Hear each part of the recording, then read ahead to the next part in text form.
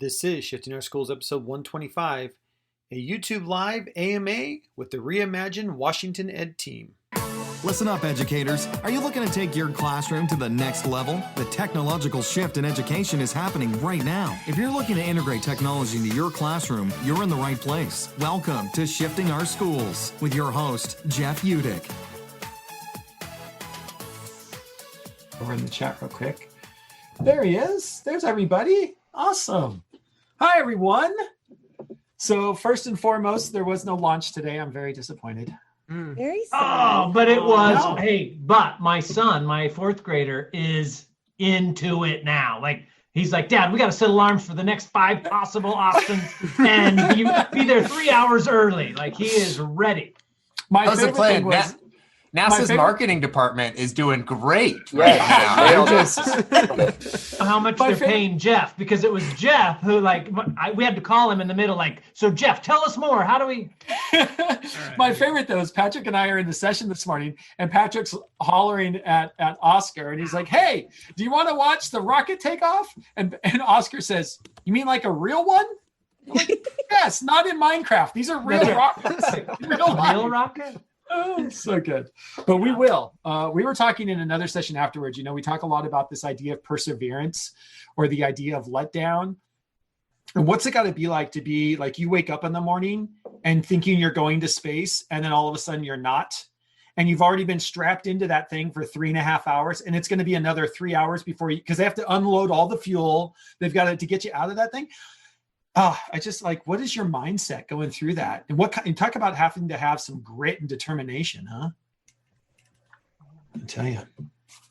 Oh, yeah, we thought how like, I mean, my son was like, hold on, Dad, how long have they been in the cockpit? They're just Yeah. waiting. Right. Yeah. Sitting there. Same position. Yeah. Check. Yeah. Yeah. Very cool. All right. Well, we're going to get started with our AMA, which is an Ask Me Anything session. I was thinking about what we would do for a follow-up to Tech Tool Bonanza that could be just as fun and as freaky for all of you. And I just happened to be over in Reddit, and Reddit does AMAs all the time. And I was like, genius, we can do an educational ANA. How great would that be? So we're going to be doing an Ask Me Anything format here, where I have a list. And for those of you watching, nobody knows who is asking them the question or what the question is. Just to make it interesting. Just for fun. Just, because why wouldn't you? Why wouldn't you when it all not? happens? So We don't need any prep. Yeah, I did appreciate that you were very clear that every question should be personal in nature. Yes. Only Stefan's. That's Only no, you didn't Stefan's. get them out. Stefan's had to be personal. Okay, You it's about really education. are overestimating my ability for shame, man. There's just nothing. All right, so we're going to get started here, and I've got a list of kind of the order, and my wife is the only one that knows what the questions are and who has who, so we've even got a third party outside of it. So, Stefan, you are first on the list to ask your question to whichever random person you were assigned and whatever your question was. So, Stefan, go ahead and get us started. Shannon, what's up, dude? Oh no! All right, Of all people. Everyone else is relieved. it's okay. It's okay. You seem like a super nice person. I know we've never met in real life, or but like I was like, I got Shannon, and like there are some people on this panel. I was like, oh, I'm gonna roast them. Like I think Dania specifically didn't give me Monica just because she really respects Monica. So, but I saw Shannon, and you're just so nice and kind, and like so. Here's my question. This morning, you posted in our Slack channel, what's the one song that really gets you moving in the morning? So here, live on YouTube, please sing us a rendition of This Is Me from Audition.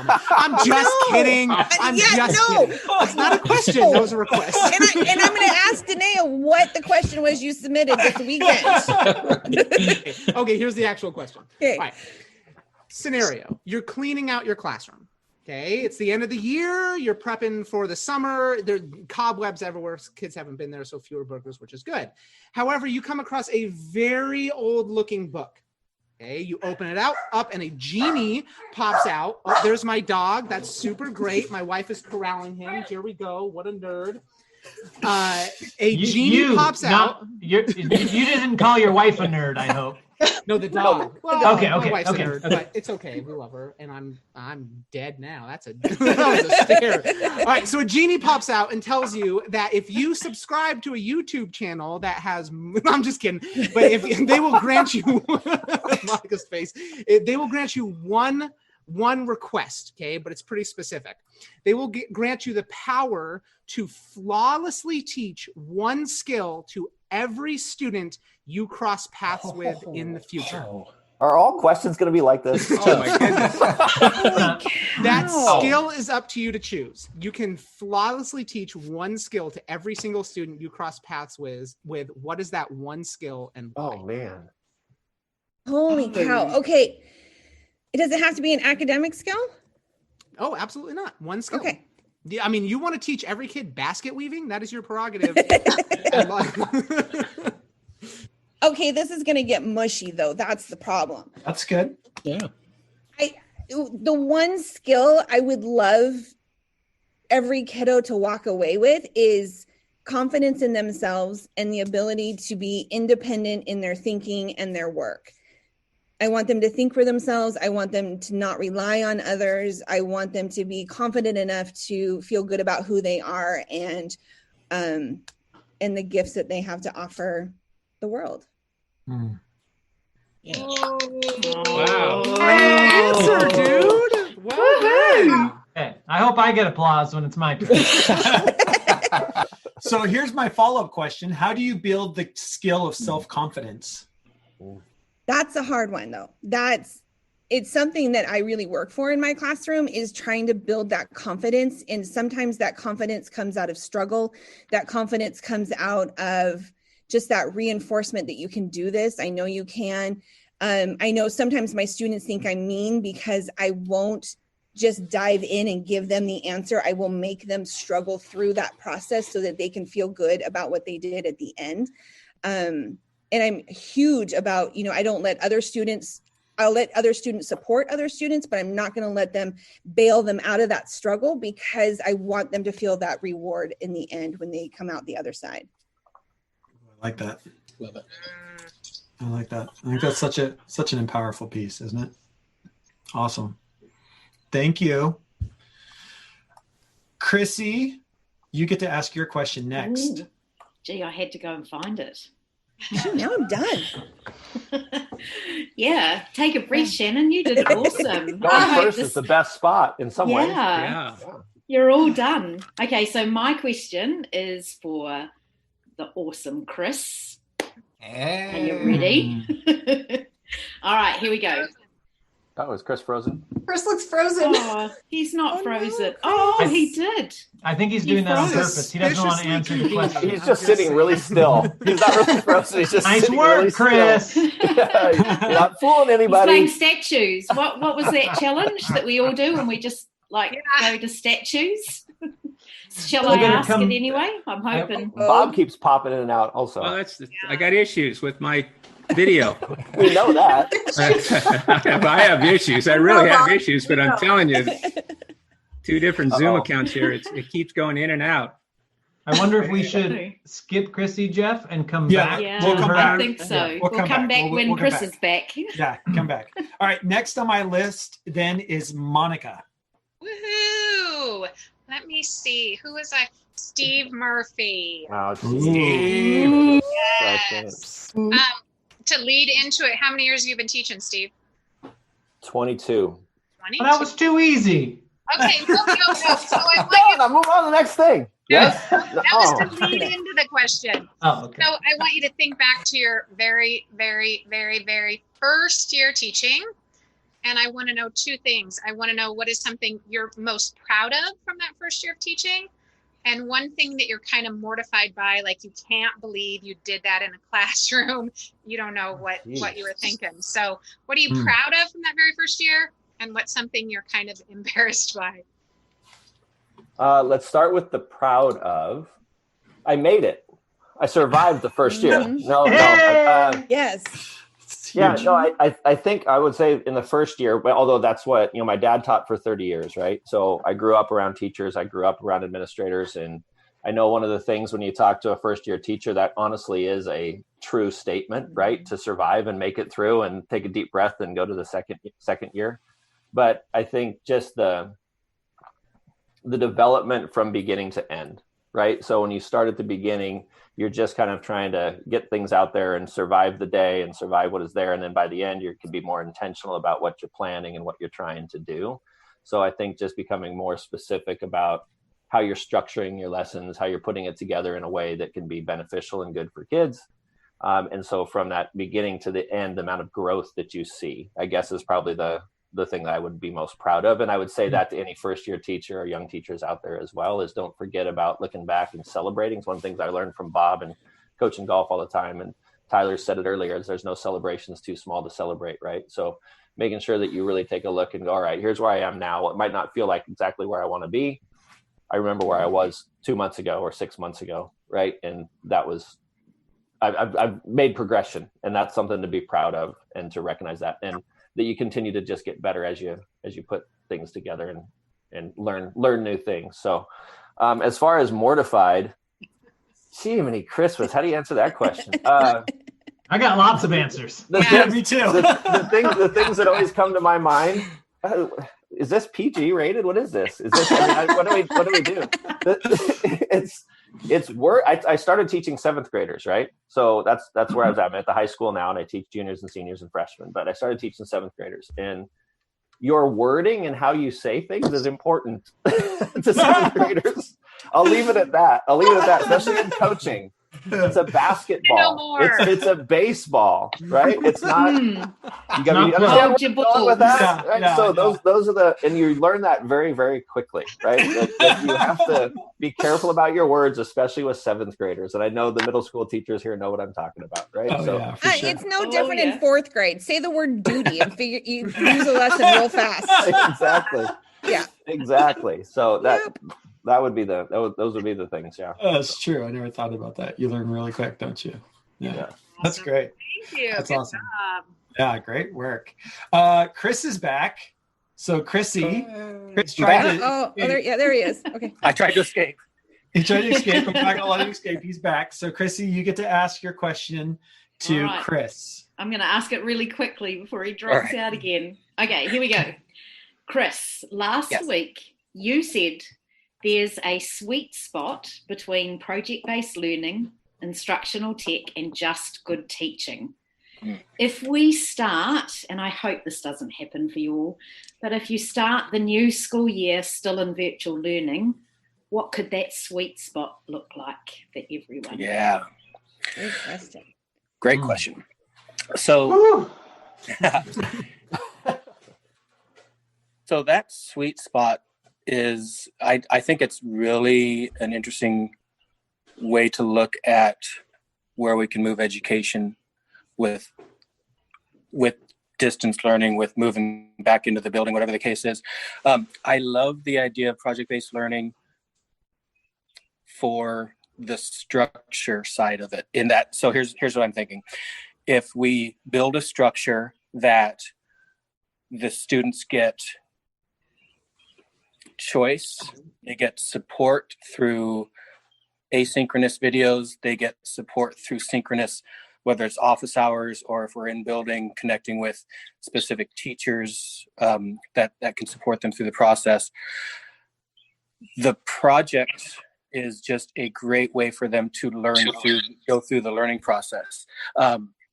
I think projects allow students to automatically venture into this idea of choice in what the project looks like, what they actually study, and that sort of thing.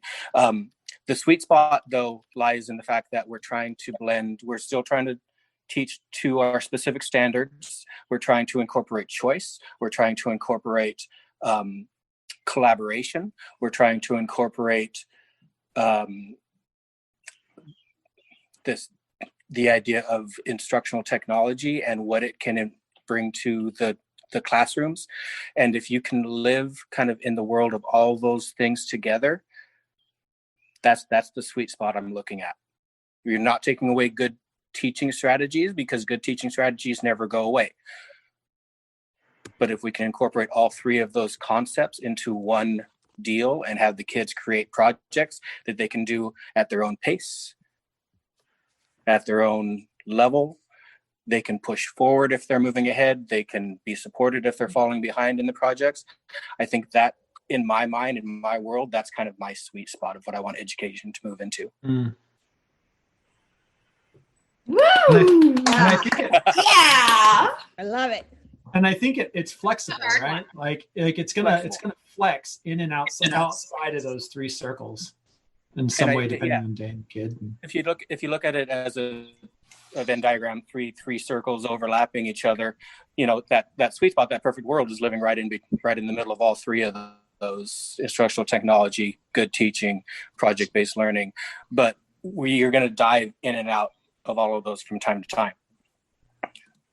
Well, and here's the other thing. Go ahead and realize how Shannon's answer and my answer fit with what Chris is talking about, right? Yeah. So the idea that if you're giving them that choice and you're giving them those different tasks or different challenges, they're going to have to struggle through that, right, Shannon, and be able to figure out and build that self-confidence. And as a teacher, as an instructor, we're not going to be great at it the first time we do it, but we're going to get better each time we do it, each project that we put together. Right. And one thing that's so important, and we talk about this all the time in ReImagine, and Jeff talks about this all the time, is as a teacher, we're setting up the structure for the students to be successful in. And as teachers, if we set up that structure, and if we provide the feedback, and if we provide the support at the end of the project, none of the kids are going to be unsuccessful. They will all have succeeded and learned and achieved the outcome that we want them to achieve. I also think you want to provide that structure, but you almost want that one end. I'm thinking of Jeff's house right now. You want to have one end open because you want to have that flexibility to. There might be more than one that's open. Maybe. But Jeff is you literally living and breathing this. But you want to have that one end open so that you have the flexibility to move and make adjustments along with your kids, because there's sometimes I think of a project and we start it, but I don't know where it's going to end. I need my kids to help get me to that end point. Love it. Yeah. And what's really cool about that, Shannon, is when the kids do something or create something that you wouldn't have even thought of before. Yeah.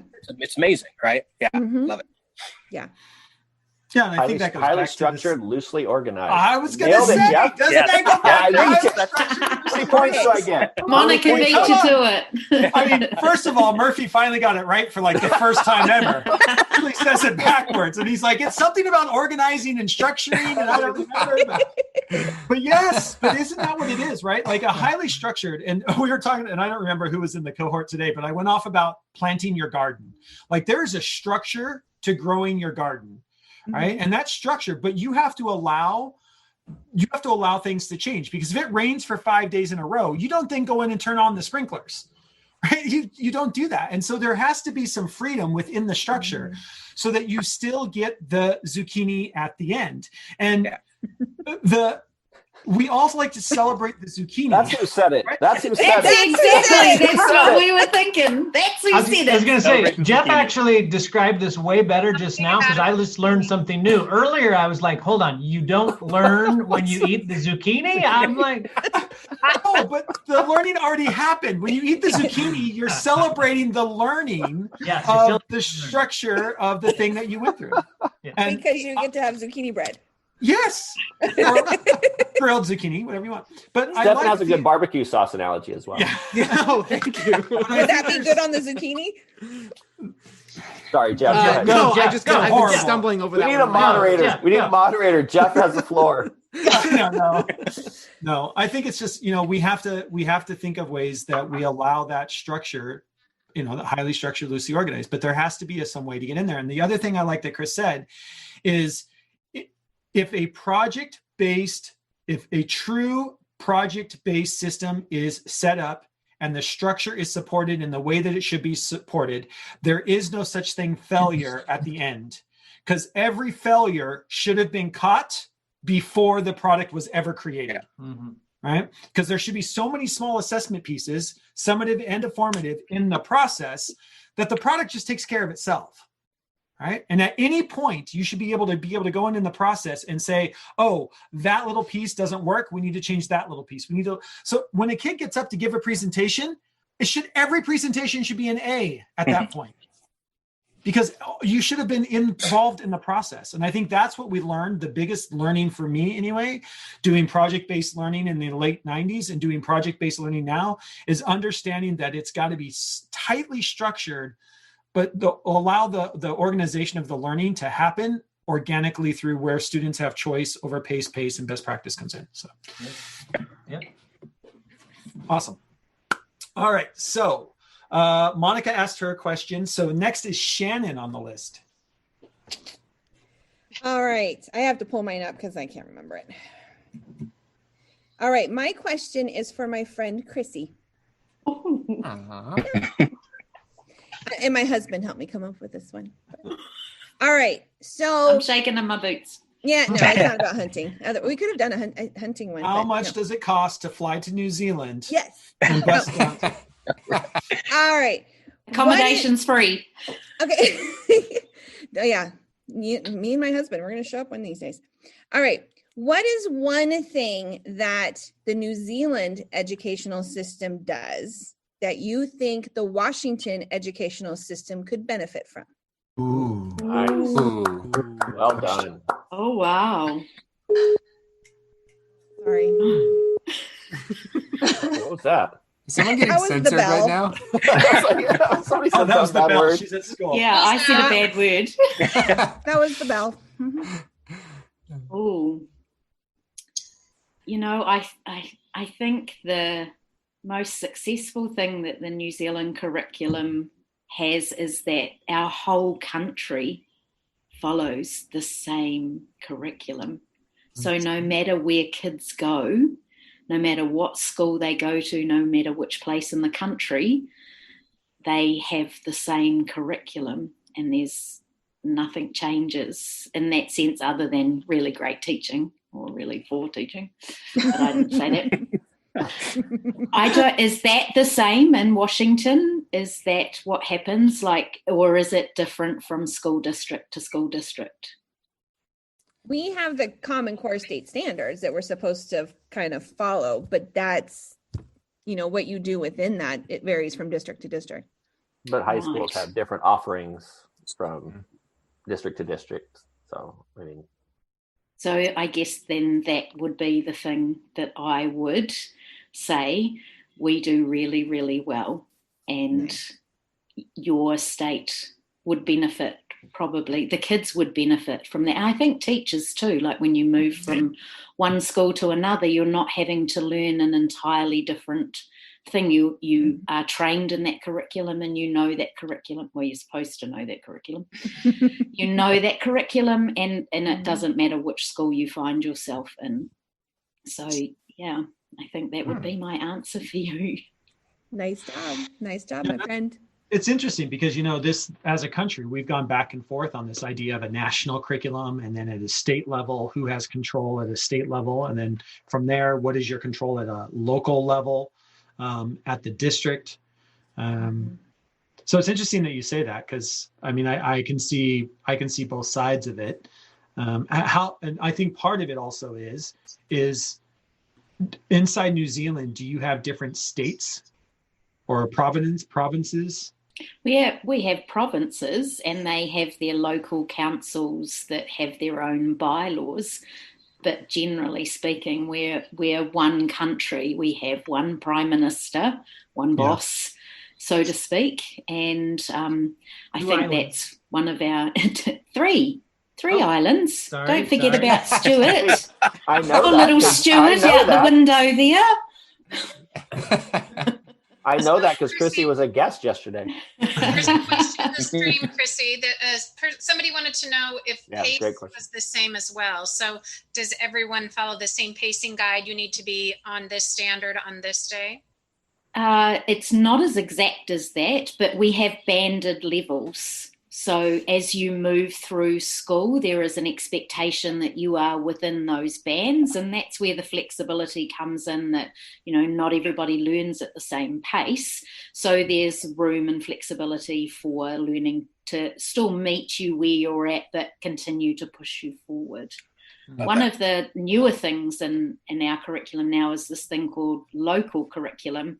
So our curriculum, even though everyone has the same curriculum documents, there is flexibility within those learning objectives that make up the curriculum that allow us to infuse it with our own localness. Doesn't mean that we can go rogue and teach whatever we like to do with our locality, but it does mean that we can really focus on the things that matter to the communities among which we are teaching, which is very exciting. Mm-hmm. That's new. Interesting. That's cool. And what's your population of New Zealand? 5 million. 5 million. We just hit 5 million a couple of weeks ago. Yeah. Is that like Seattle? Yeah. it's less than our entire state. Yeah. And so and so I'm thinking and this, I think this is part of the larger conversation is, could we have a state curriculum, and how much easier would that be to organize versus 50 different states who there is no, and never has been in this country, a federal oversight of education. States were created, and one of the powers that every state was given was the right for education of that state. So that's how you end up with 50 different curriculums going 50 different directions that have 50 different standards that they get to choose. And like I've talked about in a couple other talks, there's economies of scale at play.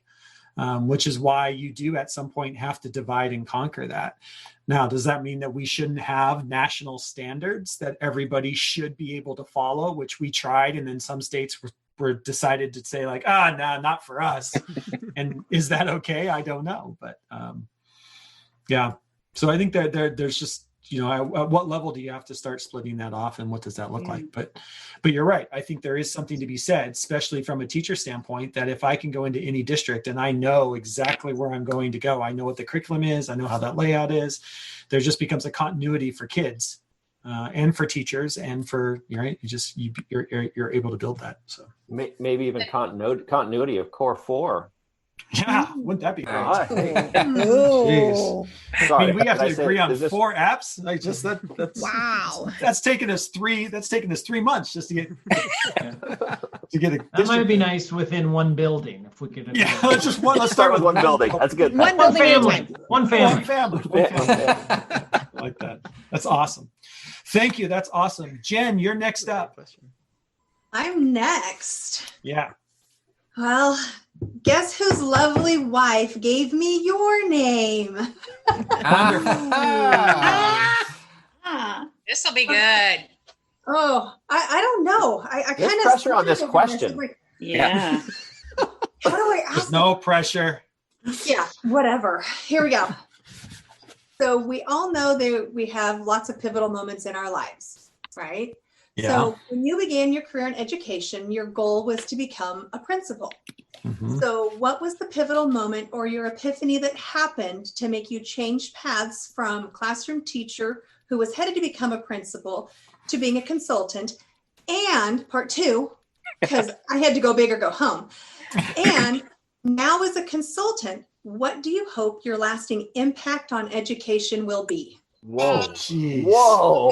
Wow. I like part 2. Part 2 is phenomenal. You said we have 36 seconds to 36 seconds. And your time starts now. Yeah. So the first part, the pivotal moment, is something that I still think about quite often because it was quite pivotal. I can almost tell you exactly where I was sitting in my computer lab in between a class of kindergartners and a class of 5th graders. It was, I'm going to say like May 2006 at that point. I had started the Thinking Stick that September 2005. And that was I started blogging. And there were very few educational blogs at the time. Blogging was still kind of a new thing. And I happened to be at the time, I think, the only international educator that was blogging. And so I was kind of the only voice coming from this place called Shanghai, China, who was talking about education. And so because there were so few voices sharing their thoughts, that gave you a platform for your voice to be heard. And so very quickly, I was finding out that my voice was spreading farther than I had no idea what I was doing. Just like every blogger, when you get started, you have no idea what you're doing. I'm counting every single view, like 5 people read a blog post, and I'd like go wake my wife up and be like, you're not going to believe this. 5 people read what I wrote.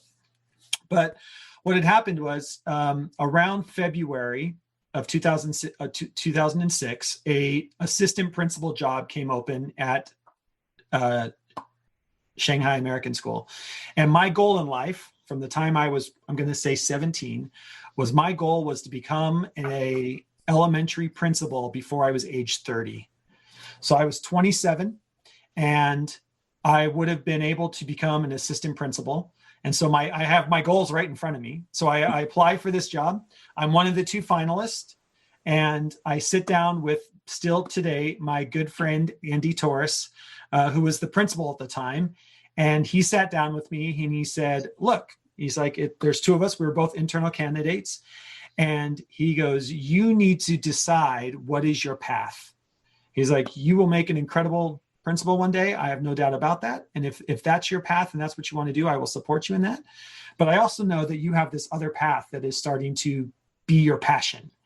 And you need to think long and hard around what is that? What is that? Where do you want to go? He goes, because here's what I don't want. I'm not going to hire you as my assistant principal only to have you quit a year from now to go be an IT director. Like you can't, I'm not going to do that. So that was a pivotal moment for me because I had to make a choice and basically give up a dream that I had been living and focused on for this thing that I didn't know. I had no idea what any of this, and this was just at this time to teach kindergarten and 5th grade technology. I mean, that's really what I was doing at the time. And so that was a pivotal moment because I gave up on that dream to focus on what was the path for technology and technology moving forward. So that was a huge pivotal path. I never became a principal. I let my administration certificate run out and never took that path. Meanwhile, I dove into the technology thing and things happen. And next thing you know, you're writing for books and, one thing leads to another and Twitter comes out, you make everybody sign up for it at a conference and, just things happen. So that's that. As far as the second part of the question, I think the hardest thing to do as a consultant for every consultant is leaving the classroom. That is the hardest thing because at some point something has to give. At some point, of course, in a perfect world, I would still be teaching 4th grade and being a consultant. In a perfect world, absolutely. But it can't work. You don't have enough time in the day. The schedules don't work out. At some point, you have to make a decision. And so once you make that decision to become a full-time consultant, you start thinking, you have to also keep thinking on a scale that gives you even more power. So I am constantly, and anybody who's worked with me knows that I talk about this quite often, is that every time that I present, one of the things that still gives me butterflies is I start to count the number of teachers in front of me times how many kids they teach and how far is your influence. So as a classroom teacher, I got to my largest class size, I think, was 36 at one point. So I got to influence 36 lives. Every time that you're in front of a group, you get to influence however many teachers times 25 kids or 30 kids. So in the work that we're doing here, and I think you've all heard me say this a number of times, like we've got almost 3,500 teachers times, how many kids? Like we're impacting the lives of 120,000 kids easy across the state.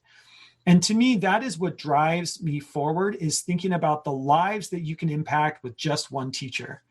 And it's not about any of the big stuff. It's not about any of this, but hearing teachers reflect, hearing teachers come back and tell a success story of, oh my gosh, I tried this and it worked for that kid. Oh, I had one kid show up to an office hour and I got to connect with that kid.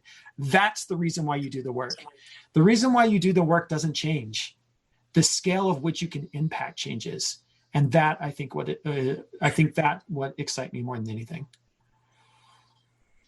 Nicely done. Yeah. Yay. Good question. Good question. Yeah, that Good was question. a great question. Yeah.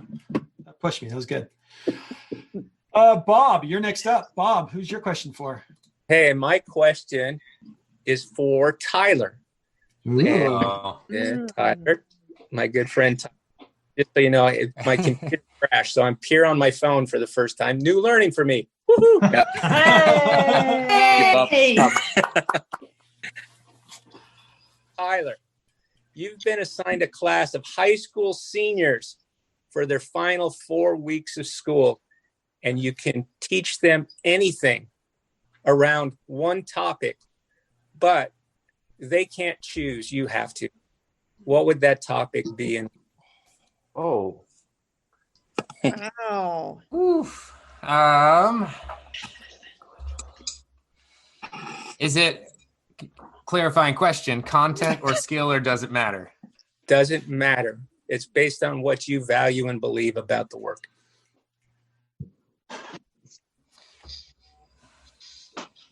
You know, Wow, Bob, you're supposed to go with like a softball question. You didn't do that. I think he asked the right person. I'm just saying. I I'm sitting here going, think he thank did. God I didn't get Bob. Jesus. I think it's going to come down to being critical about the sources they're using to teach themselves. Because I think part of that is you're teaching them, you can teach yourself, which when I think about the seniors that are going to spend 4 weeks with me and then walk out into the real world, I want them walking out knowing no matter what I encounter, I have the skills to be able to find what I need to teach myself. Because I think about everything I've done as an adult, I didn't have a teacher. I had to figure it out. I had to learn how to break down those resources to keep that learning going. But I also think part of it too, there is so much power in the internet, but there's also a lot of power in being someone who understands how to be critical about the way that we're approaching the internet. Because I think it's really easy to Google the answer and just go with whatever's on top. But I think learning to be that person that is willing to Google the answer and Google the answer and Google the answer and take the time and understand the value in taking that time to develop a broad understanding of a topic, I think that's something that sadly a lot of times seems to be missing these days, where we've taught students maybe that first step of, hey, look, you can go to the internet and learn anything. You can go to the internet and find whatever you want to find is the reality of it. But teaching them that you're not going to the internet to find what you want to find. You should be going to the internet to find what's true and what's reliable and what's valid and what's worthwhile.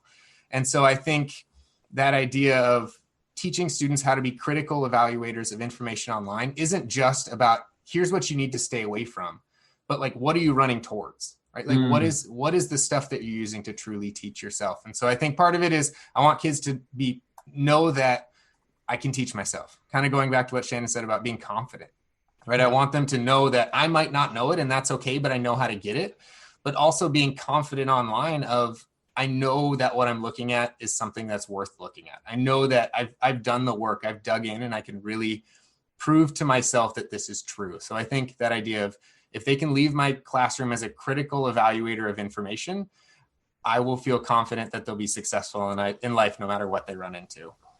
So I guess that's my answer, critical evaluation. I love that. Wow. Nice. So true. You got the title of the course as well, critical evaluation. That's basically English class. If we're doing it right, that's the title of English class, critical evaluation. That's really what it is. Shouldn't it? And why isn't it? Can somebody answer me that? ELA teachers, why isn't that like the core? Because All the right, good talk. Because the standard says English 9 and 10. That's probably why it's not critical evaluation 9 and 10. Yeah. Because there's like one standard out of 300, right? Because we have 30 copies of a book, and we have to do that book every year because we have 30 copies of it. And I grew up learning how to write essays, so my kids also need to learn how to write. I still have yet to find the answer to, but what happens when my kids have to go write essays in college? And I'm like, change that too, man. I don't know. Well, Well, I even got to the point in my classroom, I don't say reading and writing, and it takes way longer to say it, but now I say critical consumption and powerful communication. Because when we say reading and writing, it's like, this is what we're locked into. Somebody quote that. Somebody put that in the chat right now. But I think it's important for them to understand the majority of the text they need to interpret are not going to be printed anymore. And so if we're just saying reading, we're like, hey, these are the skills that are going to apply to the things you're not doing all the time. Versus these are the skills that apply to what you're doing all the time. And please continue to use them in your real life, not just in English class. We need that again, Tyler. Critical consumption. And powerful communication. I swear the word. Chris, he said productive presentation, productive something. I swear the first time he said it, the word zucchini was in there somewhere. I don't know. Hey, I still don't think I got it right. Tyler is my Jewish teacher. Fantastic. All right. Chris, you're up next with your question. Awesome. Patrick. Yay. Ooh. Yeah. Ooh. Okay, Patrick, I'm going to throw you in the Wayback Machine. You ready? Okay. What was a time that sticks out in your memory about that you had a breakthrough connection or a special connection with a student or a group of students? No names. Could be in the class. I know you coached a lot. Could be as a coach-athlete connection. Describe the moment you knew you'd reach them and how you made that connection. Ooh. Nice. Ooh. Wow. You know, it's a good question when everybody goes, ooh. Golly.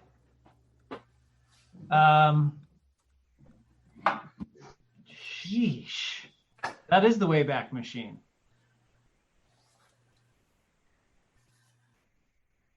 I mean, this one's hard because right now, my brain is flipping through a number of humans. Right? Like people I care about that at the time were kids. And I've got lots of stories going through my head. And I guess the point that I'd first want to say is, I mean, it's about relationships. And if you got into teaching, likely it wasn't because you were really interested in history and specifically the Bay of Pigs invasion. And like you got in because you wanted to see people grow and you wanted to work with folks as they improved and you get to help them through that struggle. And so, yeah, I'm like, what? And I just had a bunch of kids run through my head that are no longer kids. Gosh, you know, the one and telling a story without using names. So I'm jumping to, and I wished I could do this over again, right? Because I don't know if I'm going to tell the story that I want to tell, but I'm going to say this one kid who I feel like actually, and it was in a coaching experience, and in the end, I made a decision that, because it was a team thing, right? So we're playing sports and we're doing the team thing, and a decision that actually impacted them individually in a way that didn't allow them to shine as much as maybe they or their parents would have wanted. And I guess I would say the thing that where I know I was connecting with them is that I never stopped being direct. We had this conversation once about like, well, I could stop coaching you. I could stop saying you're doing this well, and here's what you could do to improve, right? I could just keep going, yeah, you're doing well on this one thing, but not bring up that other thing and not give that extra step. If I start doing that, where I'm just praising you, you could know that I'm giving up. And we went through a tough time where the parents were actually quite irritated with me and whatever. And I think probably 2 days in a row, I actually kind of didn't do the second piece of my feedback, which is keep doing this. Next time, try this. And when I didn't for like 2 days in a row do the next time, try this, she came up and said, hey, I know that things are hard right now with my parents and blah, blah, blah. Please keep telling me what I need to try next. Don't give up on me. And yeah, I mean, it's like and in a coaching content, it's the same as in the classroom, right? Like that's my feedback cycle is you're doing this well, next time try this, because you're always trying to get that extra piece of growth. And I would say to this day, what's cool is this student is now an adult and they're now a teacher. And I didn't know it at the time how impactful maybe that scenario was, but you know, we've had conversations about that now. And so how did I know? Well, I know now because that kid wants to maintain those connections with me, which is an honor, right? Like I'm because I screwed up a million times in this relationship, right? I by no means was perfect in that, but she taught me the lesson of don't give up on people. Keep telling them, keep doing this, and next time try this. And because we don't know how high those kids can fly. What I love about that story is it reminds me of, if I think of the best coaches and the best teachers I had, they weren't the easy coaches and easy teachers. You know, isn't that funny? Like, as you're telling that story, I'm thinking like, man, the teacher that I love / was frustrated with the most is the teacher I still have a relationship with today, Mrs. Halpern, my fourth grade teacher. Right? By the way, I'm going to say that question should be one that when we finally are able to get together, that we all should have to answer. That's a great question. Yeah, I'm like, we don't have time right now, but we shall have to answer. But Patrick, you did a great job of explaining, because I talk to my kids about it all the time, about being teachable and being coachable. That's the terminology that I use, right? Because teachers are coaches, coaches are teachers. That's what we are, right? But being teachable, being coachable. The idea that I'm not going to just tell you you're doing a great job if you're not. And you shouldn't want that. You should want me to be able to say, as your teacher or as your coach, this is how you could potentially get a little bit better, right? Because we don't know everything. And so, but you're right. There's tons of growing pains that come with that until they kind of realize it, that we've experienced on the coach or on the player side or on the student side, that we now are experiencing on the coach side or on the teacher side. But it's so worth it. It's so worth it. Absolutely. And what I love, Patrick, when I crafted that question, I almost hesitated to come up with that question, because I knew, knowing you and knowing this, having worked with this group enough, that you've had an impact on a ton of kids and they've had an impact on you in return. So for you to choose one would be quite difficult. And I love the fact that you just brought it back. It's all about relationships. It's all about not only the relationship to the student, but from the student to you. And that's so powerful. It was really cool. Thanks, Patrick. Thank you. Awesome. Yeah. Great question. That's good. Glad I'm done. Patrick, round of applause. We've run out of time. Your applause. Tyler, you're next. All right. Well, I feel like I need to build suspense with who it's for. My question. Yeah, I know. At this point, there's like 4. My question is for Jen. Oh. So I feel like all the time we hear teachers say, my kids can't use technology if they're like in first grade or in second grade or kinders.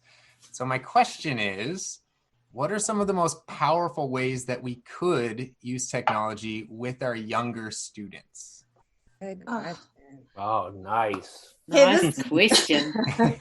This hits at my passion of what I've been working and doing for the last, officially 2 years, but before that, it's like, okay, our littlest ones are so stinking capable of doing so much, and we forget how capable they really are, and that you take them through. Of course, you have to teach them. So it's not like when you bring out a piece of technology with an older student and they already know how to use some of the stuff and they're more self-sufficient and they can just kind of roll with it. We know with our younger kids, we have to explicitly teach them some of the pieces. But once you teach them some of the basics, the ability for them to share their thinking with you in a format that's not just writing. You know, we often say, oh, write down your thoughts. Well, our littlest ones can't necessarily write down their thoughts, but boy, you put them in front of Flipgrid or you put them on Seesaw and you have them tell you what their thinking is, you will be amazed. You will be amazed at those little first graders who can navigate through several menus in Seesaw to read something, practice something, and then tell you what their learning is. And they don't even think twice about it. And teachers come back to me and say, well, my kids can't do that. Yes, they can. Does it take longer in a kindergarten, first grade, second grade classroom? Of course it does. We've got all of that background stuff. They didn't learn to read overnight either. So I think that when we make excuses for our kids that they can't do it, it's really us that doesn't want to put in the time to help them learn how to do it, because they are capable. And is it chaotic and is it messy? Oh, yes. It is so chaotic and messy to walk into a kindergarten classroom and teach them how to use Google Slides. And I teach the same lesson, whether it is kindergarten or whether it's high school. You're going to learn to put in a background, you're going to learn to put in a text box, and you're going to put in an image. Those three things. And kindergartners can do it. Yes, they can. So I think that we lose the ability for our littlest ones to really share their thinking, and especially in a distance learning situation where we can't be with them. The most powerful thing we can do is actually hear what they're thinking and how they're processing. And if we're not using technology to help us with that, we are really, really missing out on tapping into those little ones. I love Can we that. can we ask follow-up questions? That was awesome, by the way. Beautiful. Can we ask follow-up questions, or since I'm done, nobody can ask me a follow-up question? Jen, what about a parent or a teacher that says, I'm concerned with screen time for my Yeah, and I get it. Of course, we're concerned with screen time, but screen time is when you're sitting and you're maybe playing your video games after school, or you're sitting and binge watching a TV show. In my mind, that's screen time. But when you are using the screen to learn and to communicate, and our 5-year-olds can collaborate, it just looks different than our older kids. Bye, Tyler. Bye, Tyler. We miss on that opportunity to really tap into them. And I just lost my train of thought. Did you see it? I waved goodbye to Yeah. it's gone. So, but I think screen time looks different. It does. And when you're using it to learn, I think that's another thing we have to train our parents to understand, that there is different levels of screen time. And I we love can't Chrissy's lump it all. comment. Yeah, Screen we can't time lump it versus all screen into quality. one thing. Yeah. It's not one thing. It's talking to grandma. It's collaborating with a partner. It's learning to read. It's whatever it is. It's learning to play the ukulele. It's researching NASA's launch today because it's a current event. It's a million different things. It is not one thing called screen time. I love that. I was just thinking as you were talking too, I just Googled because I can't remember exactly what the number is, but research has found that the average 7-year-old asks 300 questions a day. And I'm just thinking there's no way a 7-year-old can write down 300 questions away, but is there a way that technology could capture some of that?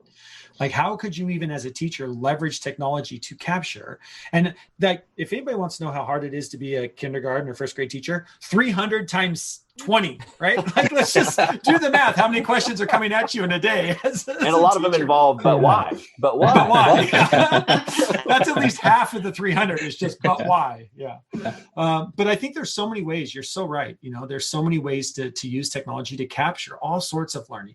The inquisical side as well as the learning side. So good. So good. All right. Let's see. Who asked that one? Tyler asked that one. Patrick, your turn. Great. My question is for Monica. Monica, aren't you relieved it's not Stefan asking you a question? Hey, I was. I think that was on purpose. All right, Monica. Yes. How many YouTube subscribers? No. I can answer that real quick. Monica, don't worry. I've got this and I'll carry this one for you. No, okay. Monica, no, seriously. So there are a bunch of teachers at year 0, okay? And they're about to go out into their first classroom. They are going to start their teaching career this coming fall. And they are going to go out into one of 253 different permutations of online learning, virtual learning, face-to-face learning, blended learning. Who knows what it's going to look like? Run. So, since we've all been just figuring out this emergency distance learning thing anyway, and we don't know exactly what's coming, what advice would you give them? These new teachers? Good question. And I'm assuming we're K-12 teachers, doesn't matter what age level, any of it. First year teachers out of the bat have no idea. I mean, it's collaborate with your colleagues. You have experts in your building, and don't be afraid to ask. As an instructional coach, there are people out there that are just begging to give you the support that you need. And it's not a sign of weakness to ask for help.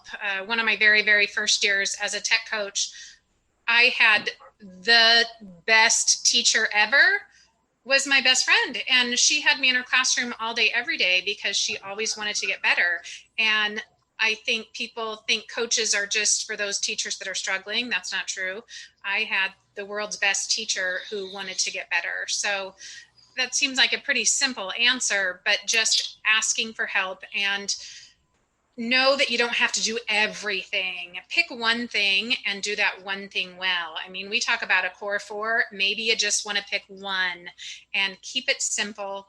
Pick one thing that you're going to be really, really good at and just start there. You've got to give yourself grace and forgiveness and know that it will get better and the kids will survive. When I asked Steve the question of think back to your first year teaching, I feel so bad for those kids who were in my class because I had no idea what I was doing.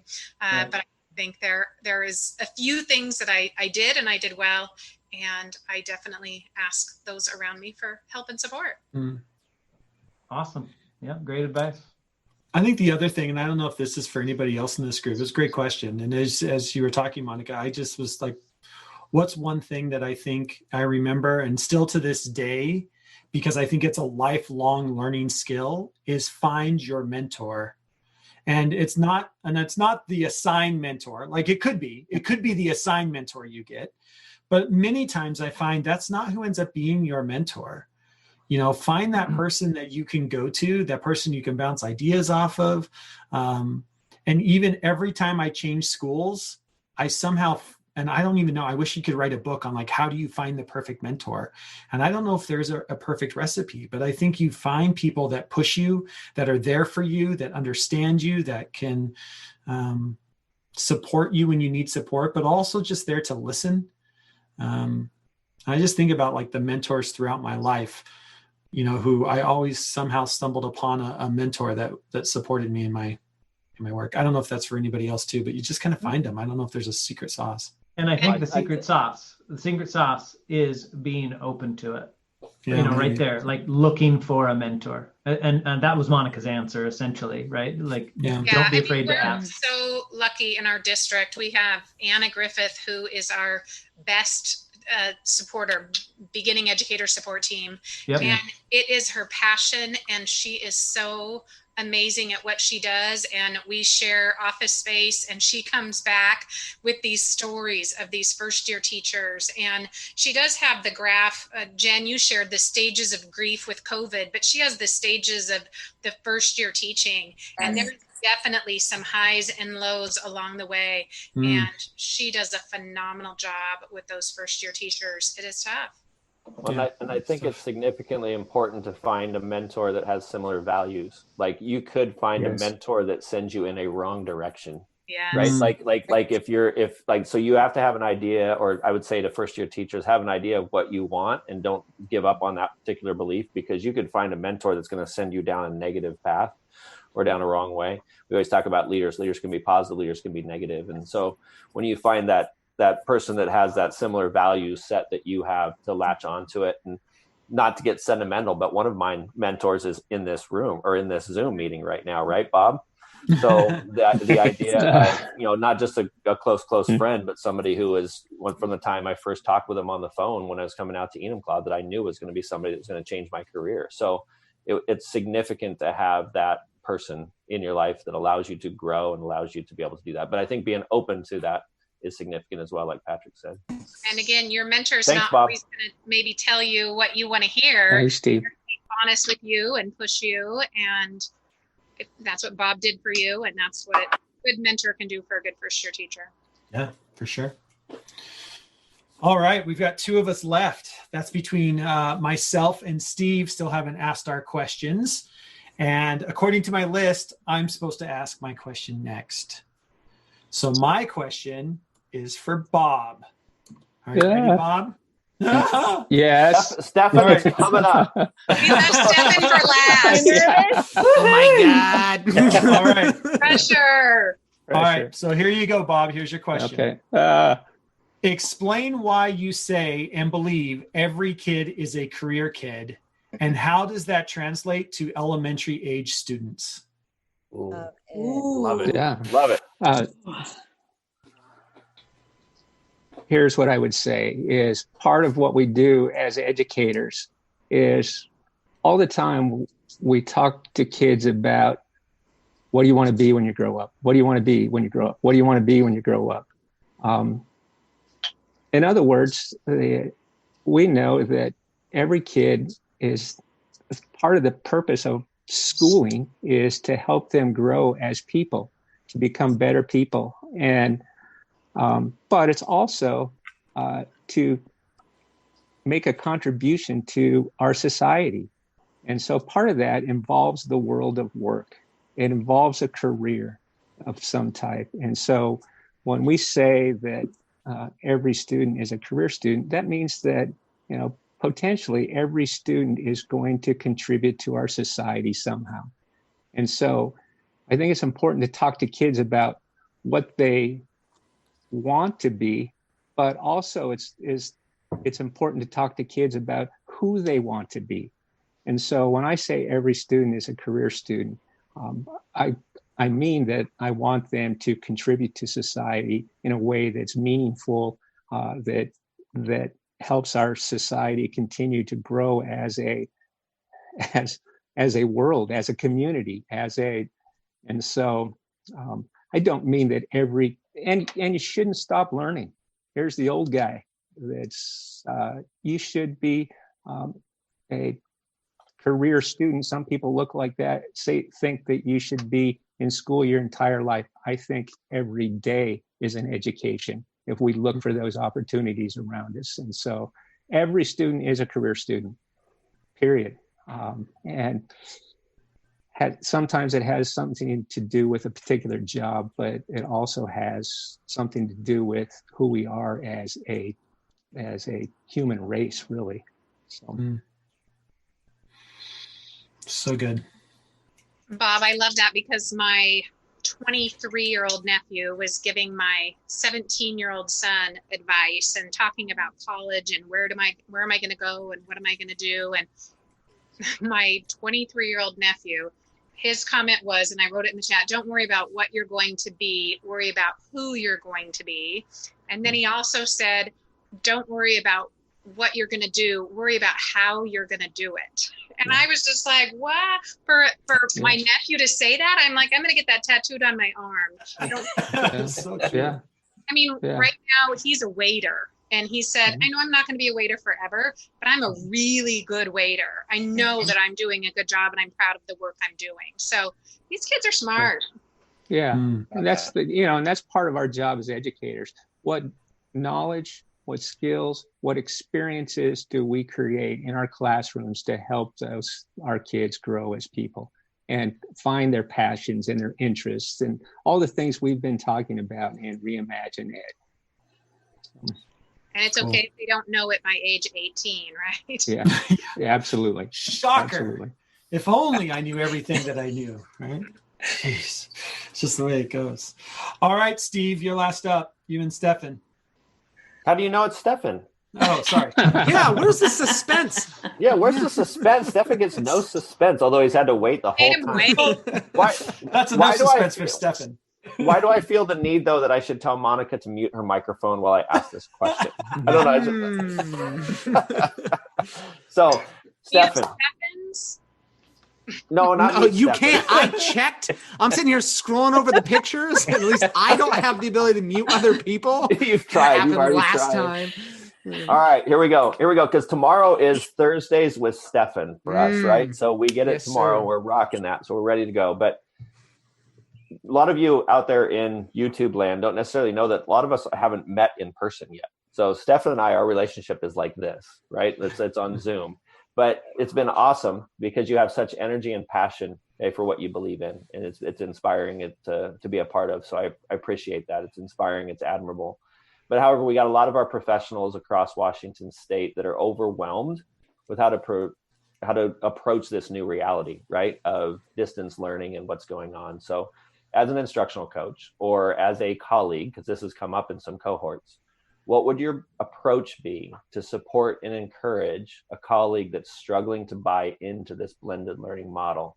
Not just because it's necessary, but truly because it's the best learning for student agency in 2020. So how would you help them if they're struggling with why to buy into moving forward in this different direction of producing educational and learning opportunities? Man, that's a good question. So I'm not a great coach. We'll start off by saying that because How can I mute him if he says that? I'm a bull in the china shop, dude, which works really well in a middle school classroom, right? And I told Monica when I came to this job, I am going to build relationships by just being a workhorse because that's what I know. And I am going to build those relationships that way. And I know that all of that, is built off a relationship, but that doesn't always work for everybody's learning style. And so if I am, and this is not a foreign concept, so if I'm working with a teacher who's struggling to buy in, and this is going to be so underwhelming, my approach is to listen. Like I, for once in my life, shut my mouth and I listen. And I'm not good at that because you're right. I do get so excited. And I would always joke with my colleagues that I'm an overpaid clown in the classroom. And I'm here, I put on this animated version of myself and I crank it up to 11 and we party. And that is authentic. I believe it. I love it.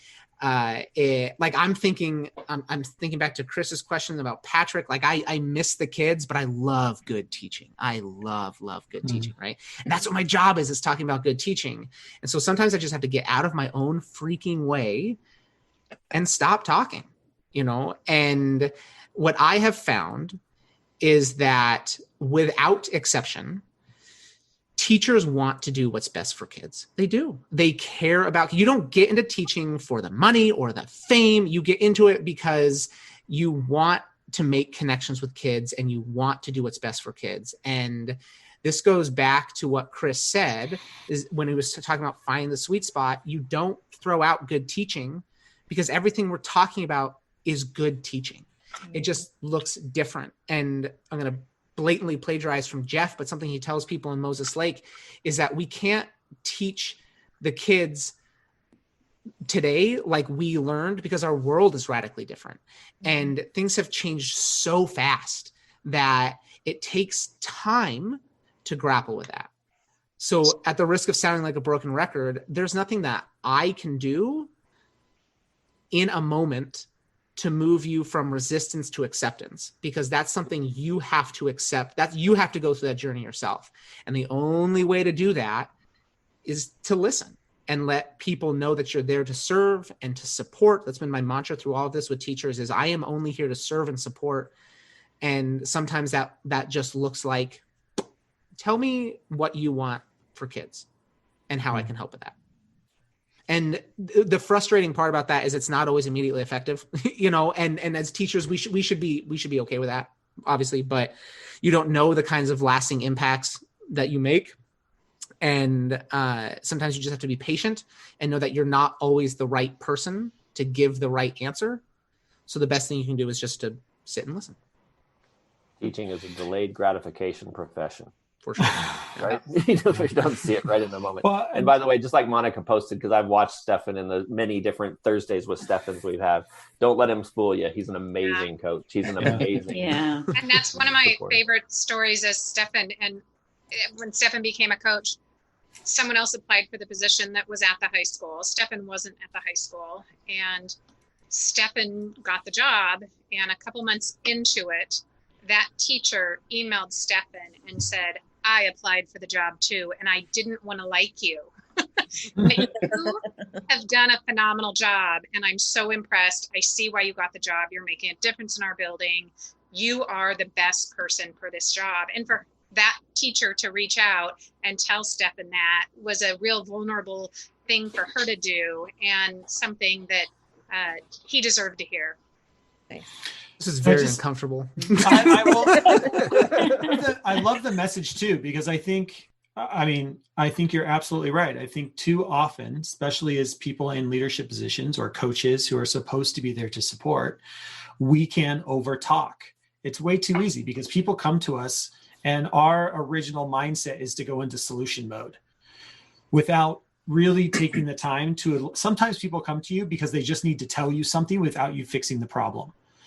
And being able to be open to listening, which is why this amazing counselor I know, who I happen to also be married to, every single day before I go to work, the last thing she says to me before I leave is, don't forget to listen. It's every single day for now, as long as I can remember, she always reminds me, like, don't forget to listen. Like, listen first before you try to solve problems. And She's even told you that when you've been on your way out to dinner with me. Probably. She's like, but it's a great message, right? Like, in all message. It's so don't good. forget to listen. Don't forget to listen. I love it, Jeff. Yeah, it's such a good message, and I think you're right. You're spot on. Like, when you were struggling against somebody else that you're trying to convince their mindset, asking that simple question. And I remember what you said, what do you want that's best for your kids? And then just allow space, because teachers will talk themselves into what is best for kids. And then you're there to support that, because this is what's best for kids. But sometimes we need to be reminded that that's where we start from. So I love that. I think it's such great advice. All right. Well, that's our hour. I don't see any questions in the chat. I was seeing if anything came up I don't see anything coming up from there. Any final thoughts from the crew here? How was your first AMA? Survived. Over. I survived. Let's do it again. Patrick's like, no way. Awesome. Well, thank you, everyone. I totally appreciate you giving up an hour of your day to make this video and to be there for people, whoever happens to see this in the future. Like you said, the teaching business is what did you say? Extended gratification business, or what did you say? Delayed gratification. I got another quote. You quote me again. You quoted me last time. And I messed it up just like you mess up mine all the time. So it's perfect. That's delayed gratification business, right? Like, we're making this video and you don't know who's going to watch it. There you go. I want you to get it right next time we have a cohort together. Yeah, that's right. Yeah, that's good. All right. Well, thanks, everyone. Really appreciate hanging out with us tonight, or whenever you happen to be watching this video. And remember to listen and do what's best for kids. Thank you. Thanks, everyone. Thank you. Thank you. Thank you. Thanks so much for listening to this episode of Shifting Our Schools with your host, Jeff Udick. For more great content and to stay up to date, visit sospodcast.org, facebook.com/Jeff Udick, and on Twitter @JUdick. If you enjoyed today's episode, please leave a review and subscribe, and we'll catch you next time on Shifting Our Schools.